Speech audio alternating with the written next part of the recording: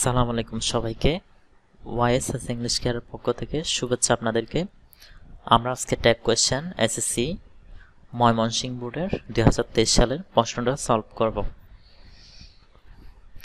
তো দেখেন প্রথম সেন্টেন্সটা, the unfed should be fed. এই সেন্টেন্সের মধ্যে আমরা দেখতেছি যদি ট্যাগ কোয়েশ্চেন করার সময় প্রথমে হচ্ছে অক্সিলারি ভার্ব থাকে, তাহলে আমার থেকে প্রথমে হচ্ছে সেই অক্সিলারি ভার্বটা বসাতে হবে। তো শুড ছিল, শুড বসালাম। পুরো বাক্যতে যেহেতু নেগেটিভ কোনো ওয়ার্ড নাই, নো, নট, নোবডি, নান এই ধরনের শব্দগুলো নাই, আমরা সেজন্য একটা শর্টকাটে নট ইউজ করব। এরপর দেখেন বাক্যের সাবজেক্টের দিকে শুড হচ্ছে ভার্ব, ভার্বের আগে কিন্তু সাবজেক্ট থাকে, তাহলে এটা হচ্ছে ভার্ব। দ্য আনফেড যখন দ্য প্লাস অ্যাডজেক্টিভ থাকবে, তো আমি একটা শর্টকাটে লিখে দিচ্ছি। যখন আমরা দেখব সেটা হচ্ছে শর্টকাট 1, দ্য প্লাস এরপর অ্যাডজেক্টিভ থাকবে, তখন সেটা হয়ে যাবে প্লুরাল নাউন। তো ট্যাগ করার সময় আমরা সবসময় হচ্ছে সাবজেক্টের প্রনাউন ইউজ করব। তো সেজন্য দ্য আনফেডের প্রনাউন হচ্ছে দে। আনফেড বলতে মূলত হচ্ছে যারা অনাহারী, অভুক্ত, ওদেরকে বোঝানো হয়েছে। তো তাহলে আমাদের শর্টকাটটা হচ্ছে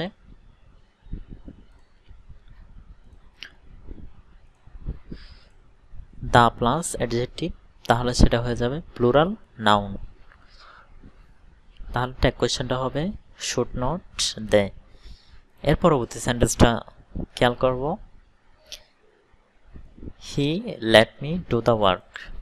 তো এই বাক্যের মধ্যে মূল ভার্ব হচ্ছে এই লেট, এটা হচ্ছে মূল ভার্ব, আর এটি হচ্ছে একটা পজিটিভ ভার্ব। এরপরে ডু যেটা আছে এটা হচ্ছে বিয়ার ইনফিনিটিভ।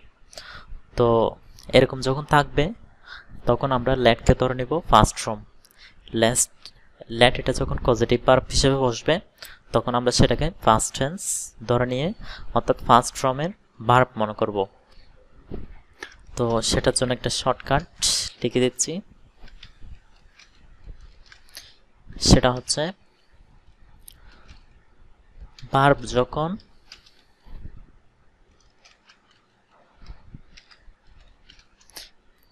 যখন প্রেজেন্টে থাকবে আমরা ডু অথবা ডাস ইউজ করব। এরপরে দ্বিতীয় নম্বর শর্টকাট, ভার্ব যখন ফার্স্টে থাকবে তখন আমরা ইউজ করব ডিড। তাহলে আমরা এই বাক্যটাকে লেটটাকে ফার্স্ট ফর্ম ধরে নিছি, তাহলে আমাদের থেকে ইউজ করতে হবে ডিড। অক্সিলারি ভার্ব না থাকলে ডু, ডাজ, ডিড এই তিনটা ভার্ব থেকে আনতে হবে। তো যেহেতু ফার্স্ট টেন্স ডিড আনবো, একটা শর্টকাট নট আনবো কারণ বাক্যটা অ্যাফার্মেটিভ। তারপরে হি যেটা আছে প্রনাউন থাকলে প্রনাউন ইউজ করব। আমি কথাটা আবার রিপিট করছি, দেখেন হি হচ্ছে এই বাক্যের সাবজেক্ট, আবার সে হচ্ছে একটা প্রনাউন। তো এরকম যখন থাকবে প্রনাউন হিসেবে সাবজেক্ট, তখন আমরা সেটাকে কোনো ধরনের পরিবর্তন না করে সেটাকে নিয়ে আসব। তো এই দুইটাই হচ্ছে এই বাক্যের শর্টকাট। এর পরবর্তী সেন্টেন্সটা দেখেন, the Titanic sank on its first voice. এই সেন্টেন্সটার মধ্যে স্যাঙ্ক হচ্ছে একটা ভার্ব। তো আমি একটু কালার করে নিচ্ছি। স্যাঙ্ক হচ্ছে একটা ভার্ব আর দ্য টাইটানিক এটা হচ্ছে সাবজেক্ট। স্যাঙ্ক যেটা আছে সেটা মূলত ছিল যে হচ্ছে সিঙ্ক। সিঙ্ক মানে হচ্ছে ডুবে যাওয়া, আর এটা হচ্ছে ছিল যে ভার্বের B1, আবার সেটাকে SANK স্যাঙ্ক করে সেটাকে করছে হচ্ছে B2 অর্থাৎ ভার্বের ফার্স্ট ফর্ম। তো এখানে যখন ভার্বের B2 থাকবে, ভার্বের B1 থাকলে আমরা ইউজ করব যে ডু অথবা হচ্ছে ডাস, আর যদি ভার্বের B2 থাকে তাহলে আমরা ইউজ করব ডিড সেটার ভার্ব হিসেবে। তো আমরা এটা ট্যাগ কোয়েশ্চেন করব, তাহলে এখানে বসবে ডিড, কারণ আমাদের ভার্বটা ছিল B2 sank এটা B2 সেজন্য ডিড ইউজ করার পরে আমরা হচ্ছে একটা নট ইউজ করব কারণ বাক্যটা অ্যাফার্মেটিভ।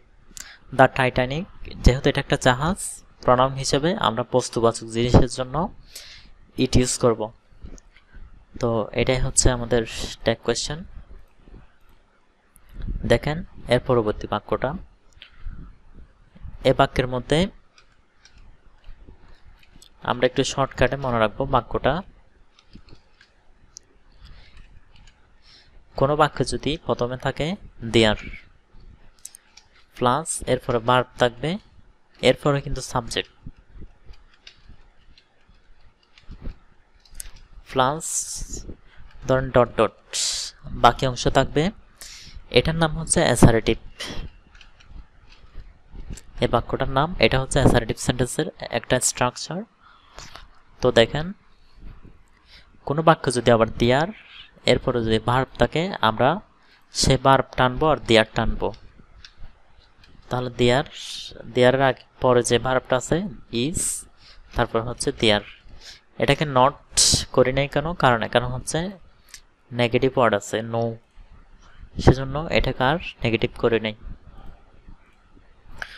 তো এর পরবর্তী বাক্যটা দেখেন, the father rose in him, তার মধ্যে পিতৃত্ব জেগে উঠল। তো দেখেন এখানে মূলত পিতাকে বোঝানো হয় নাই, পিতৃত্বকে বোঝানো হয়েছে। আর হচ্ছে পুরো বাক্যটার মধ্যে দেখেন রোজ যেটা আছে, আমি একটু নিচে লিখছি ROS রোজ, এটা হচ্ছে ভার্বের B1। এটা মানে হচ্ছে কোনো কিছু জেগে ওঠা। তো সেটাকে যদি আমি ফার্স্ট ফর্ম করি, আচ্ছা এটা প্রথমে ছিল যে B1 এর মধ্যে রাইস, কোনো কিছু জেগে ওঠা, আর সেটার ফার্স্ট ফর্ম হচ্ছে রোজ, এটা হচ্ছে B2। তো আমাদের আছে কোনটা, এখানে B2 আছে। আর যদি B1 থাকে, B1 থাকতো তাহলে আমরা ডু অথবা ডাস ইউজ করতাম, আর B2 তে থাকলে আমরা হচ্ছে ডিড ইউজ করব।